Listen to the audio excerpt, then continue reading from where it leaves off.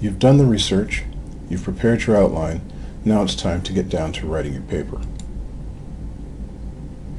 Some thoughts on scientific writing. Now, some people think science is hard to read, and a lot of that is because people think that the ideas are too complex, the data is too dense, and the analysis is cryptic. But if you have complex ideas to express, you don't necessarily have to write them in ways that are difficult for people to understand. And it's believed that improving the quality of the writing can actually improve the quality of how you think about the writing. This comes from George Gopin and Judith Swan. Now, what you want to do is to figure out who is the audience for your paper. It should be someone who has an understanding of physiological fundamentals. It should be someone who understands the hypothesis-driven process. It should be someone familiar with the style and substance of scientific papers. In the end, it should be someone like you. This is supposed to represent a mirror, by the way. Now, there's some differences between writing papers for humanities classes and writing in a scientific style.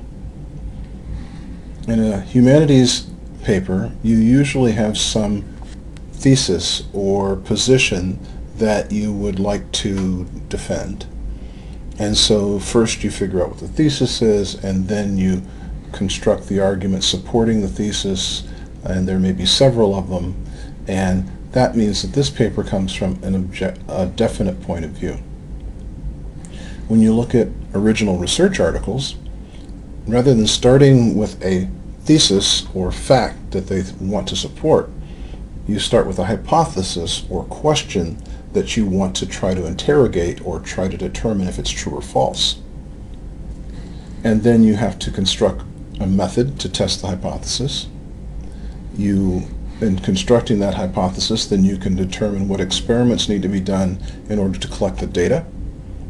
You evaluate the data, and based on the analysis of the data, you either keep or reject your hypothesis.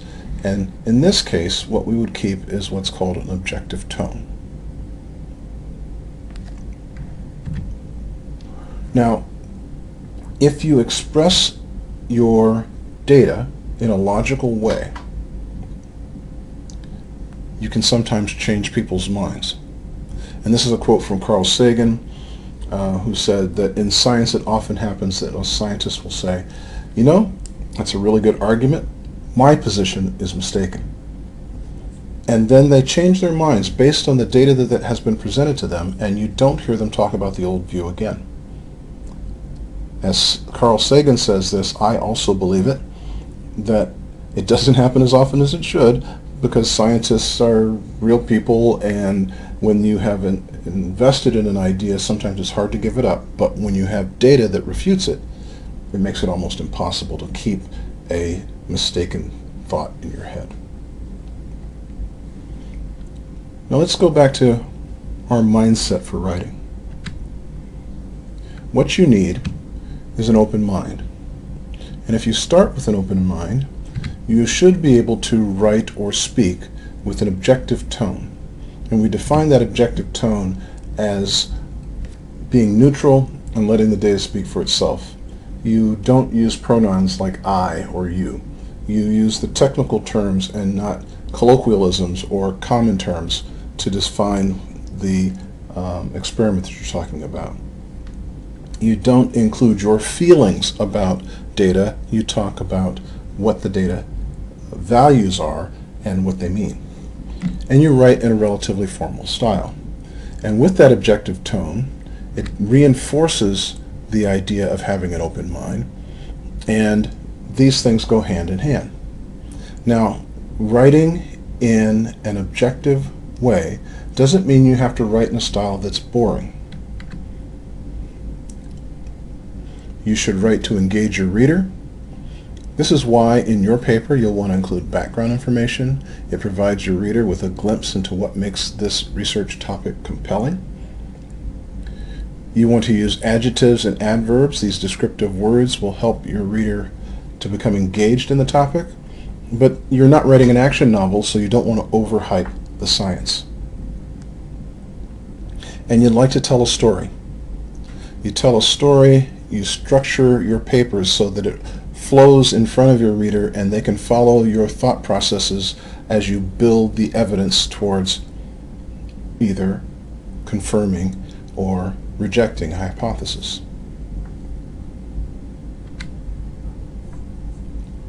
We want you in the end to be able to also include your own interpretation, and you'll want to say things about whether the experiments were clear, whether the results were novel, how did the primary papers help us to understand this area of physiology. This will include the author's conclusions, but also your own interpretations. And you'll also want to take a look at your two major papers and see how well they either support each other, or does one provide evidence that the other one doesn't address. When you include your opinion, you would like to present it with evidence. The evidence will be found in the papers that you're reading as you do your research, and you'll be able to say that the finding in this paper is supported by the findings in several other papers, or perhaps you'll say this finding refutes the previous findings and presents a new viewpoint on this particular topic. In all cases, when you use evidence that comes from other sources, you must cite them in your paper. If you find that there are ways of presentation of the data that don't make sense to you, then that's a point that you can use as part of your criticism. Now, you look at these two, the test and the control. In this particular example, the responses seem like they potentially could be different. If you look at the top of the bar, that represents the average response for the test and the average response for the control, and the average response is less. However, when you consider the error bars, you have to say that in the set of observations that were made for the test and the set of observations that were made for the control, there were some areas of overlap, and therefore it's unlikely that these two bars are truly different. The averages are different, but the data sets overlap to an extent that I'd be uncomfortable calling them different. This is why in the analysis of your paper you'll want to look at the statistical measures, because the statistical measures that are provided for each experiment, or for the data from each experiment, help you to resolve whether or not graphs that show bars of this type or other types of values are the same or different. Now, working from your outline to your rough draft. You want to go back to your outline and start going bullet point by bullet point and writing sentences. If you haven't written your outline in complete sentences, now is the time to start writing sentences. You want to write sentences that will give you an idea of what your paragraphs are going to hold for each point in your outline. This is often called a topic sentence. A topic sentence is a sentence that expresses the main idea of a paragraph in which it occurs. Often it's the first sentence. Use your compiled information after you have your topic sentences to compose the rest of the paragraph. If you have related concepts that come to mind as you're making this composition, you should determine whether you need to write another paragraph, and does that paragraph go before or after the paragraph you're working on now. Don't be afraid to modify your outline as you introduce these new ideas so that the draft and the outline maintain the same structure. And if you do modify your outline, when you submit your rough draft, you should submit your modified outline as well.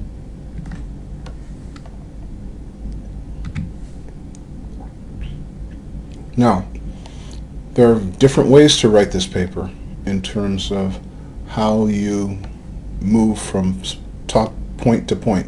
And many of you will use a traditional linear process where you choose your topic and you've focused on the topic, you've written out your main idea, you've created your outline, you write a draft, revise it, edit it, and turn it in.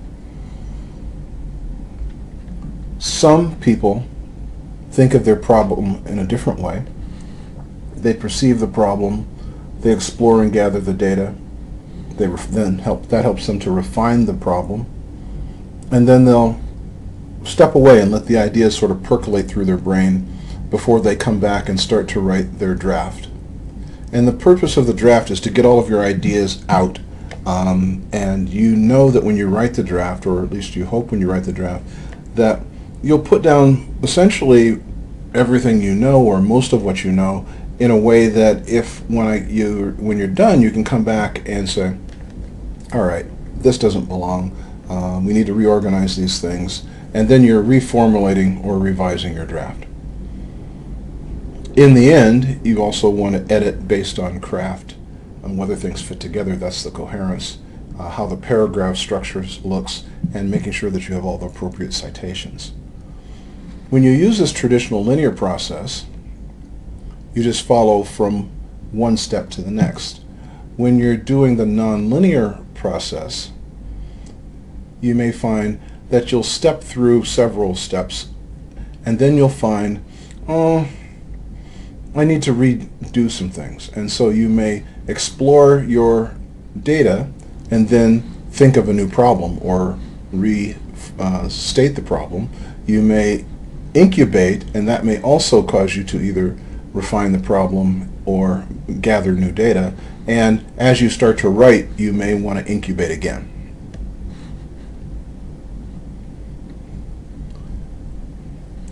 As I just said, we want you to work from that outline. Otherwise, there's no point in creating it. Work from the outline. It helps you to keep your ideas and pieces of information in the right logical order. But don't be afraid to reorganize things if, as you put it together the paper, it starts to make sense that new information has to be added, or things need to be reorganized according to a developing plan that you can only see as you add information to the paper. Now, I can't overstate this enough. When you've written it, even if it's a rough draft, before you submit it, you should review it. That way you can catch the silly errors, you can catch the spelling mistakes. You can proofread and say, oh, I've repeated a word. And if you can remove some of those things, then your reviewer, in this case for most of you, me, doesn't have to deal with that, and they can deal on the content. I'll give you some hints on proofreading in the Writing for Science 2 presentation. Citations. I mentioned this earlier. You'll want to cite all papers and authors whose ideas you've put into your paper. I recommend the APA style. There's a link at the bottom of this page that you can learn more about it. You will find that most word processors have already built in the rules for APA citation. And an in-text citation just means that as you are writing a paragraph or a sentence, if content or information was learned from another source, you list that source. You say what journal and which authors and what year it was published, or depending on the style. That can vary with some of the style issues, but you pick a style, you stick with the style. As you're reading the papers for your research phase of this, you will see that different authors use different styles, and maybe you'll find that there's something that you like about a particular style. My main thought is that you're consistent, but if you can't make up your mind, I recommend the APA style. Now, another thing is, I do recommend that if you have the opportunity to include tables or figures from the research reports that you're reading, if they help to make the argument clear, that you should use them. And you should try to explain what each figure says. Don't just add it to your paper, but you should have text in your paper that describes what's going on, and then you should have a figure legend that also describes what's going on. Now, I can tell you a little bit about this set of pictures, which came from an article from a friend of mine, and I just happen to like these pictures, so I use them. In both images, you're looking at staining of the cells in the retina, and they've been stained with antibodies to two different proteins. The green are connexins, and you can see the little dots of green all over the slides, and that connexins are proteins that help to form gap junctions so that you can get direct cell-to-cell communication, and you can see that in the retina they're everywhere. There's lots of different connexin-based connections between cells, and that means communication between cells. In this case, we're looking at the connexins in green, and then GFAP, or glial fibrillary acidic protein, in red. And glial fibrillary acidic protein labels cells, the glial cells, or in this case, astrocytes. And astrocytes are the supposed star-shaped cells in the nervous system, and you can see how they make a network. Now, the panel A is the peripheral retina, and panel B is in the central retina, and you can see that there are networks of the red astrocytes, and they seem to be having some of their projections head towards areas where there are the green connexons. And so these might be points of contact where there would be cell-to-cell communication. And so it's believed that the neurons in the central nervous system are supported by their communication with the astrocytes, and these are points of contact.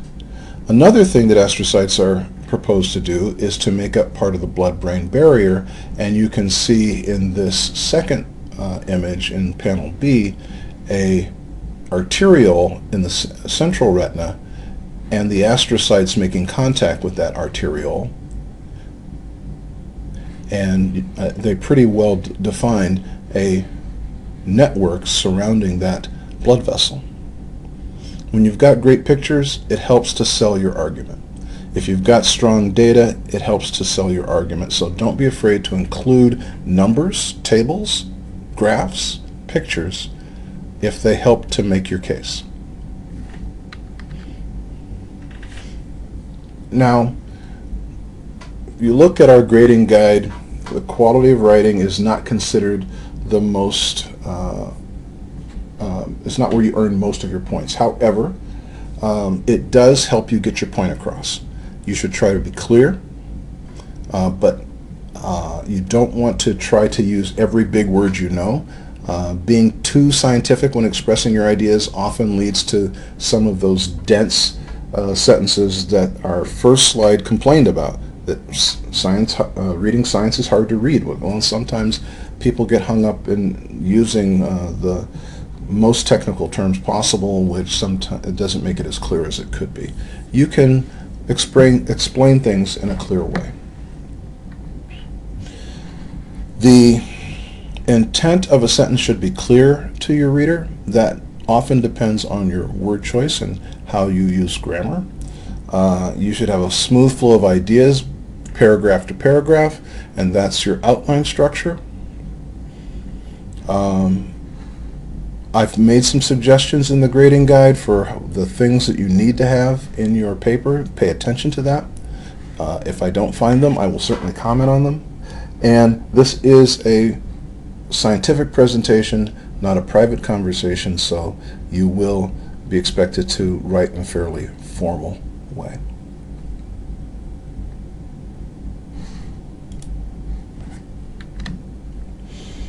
Now, I hate to do this, but I have to.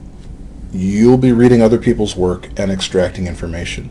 We want you to write in your own words, and you need to pay attention to writing the idea, but not copying word for word. Also, you'll find in most scientific writing, you don't find, as we see in this excerpt, a direct quote. So a quoted bit of text. Most scientific writers don't do that. They simply restate the concept in their own words rather than just lifting a sentence and quoting it. And you put the citation in, and while that's legal, it's not what we recommend. We'd recommend you're trying to understand what you're doing in a way that allows you to cite the text without quoting or copying the text. And so there are some severe penalties that can be put into place for plagiarism, and we hope that we don't have to resort to that. If you have questions about plagiarism, please let me know. Eventually, after you have written your rough draft, you'll get some comments back, and then it'll be time to refine the rough draft and try to prepare the final draft for this assignment. You'll want to edit, and in editing, it's basically reading through your paper and trying to make sure that you've stated everything as clearly as possible and organize things as clearly as possible. So you'll want to check your content. Have you included everything that this assignment requires? Does your final paper still follow an outline structure where things flow in a logical manner? Do the paragraphs make sense? Have they been written clearly? Do they have topic sentences? If there are terms that you use in your paper that come from the research that you've been reading about, but you don't think that they're in common usage that people would know about, you should define them. It's simple as that. Especially if they include acronyms. Don't just use the acronyms if it's not a common one. You know, ATP is a common acronym, abbreviation. We know ATP means adenosine triphosphate, but there are other abbreviations that may be somewhat ambiguous, and you should make sure that your reader doesn't get lost trying to figure out what the abbreviation means. Usually I recommend that the first time you want to use that abbreviation, you spell out exactly what it means, and then after that you don't have to do it anymore. You can just use the abbreviation. Maintain the appropriate style.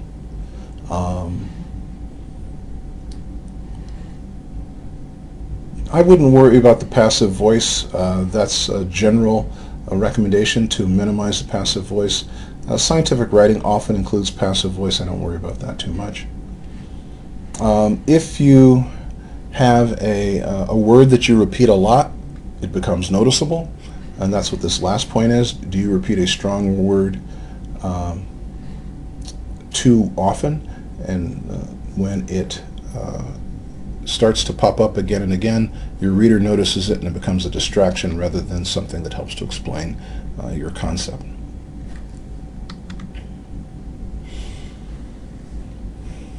You should make sure as you proofread and edit your documents that you've got all your citations in the appropriate style, both in text and in the bibliography. If you want some assistance, well, especially on things like writing styles or citation styles, there are some things that you can download from the Center on Writing. Unfortunately, during the summer, the Center for Writing is not it's not open during the summer, but their website still provides some links to writing help that might be useful to you.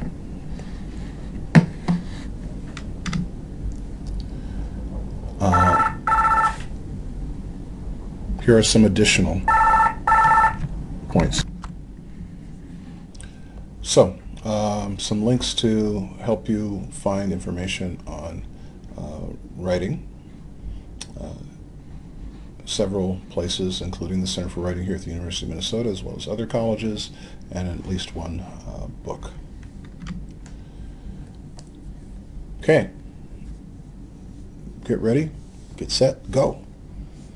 Your draft doesn't have to be perfect, but I hope that you write a complete draft, because the more information you put in it, the more I can comment on, and that will hopefully help you get feedback on all sections of your paper. If you turn in a draft that's missing the discussion section, that means you don't get any comments on that section, and maybe when you turn in your final draft might be the only time I see it. So try to put something down in each section so that there is at least a framework that can be commented on.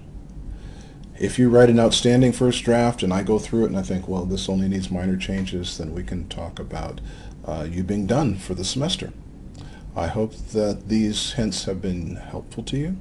Please take a look at the second presentation on word choice and proofreading, and good luck in drafting and then editing your papers.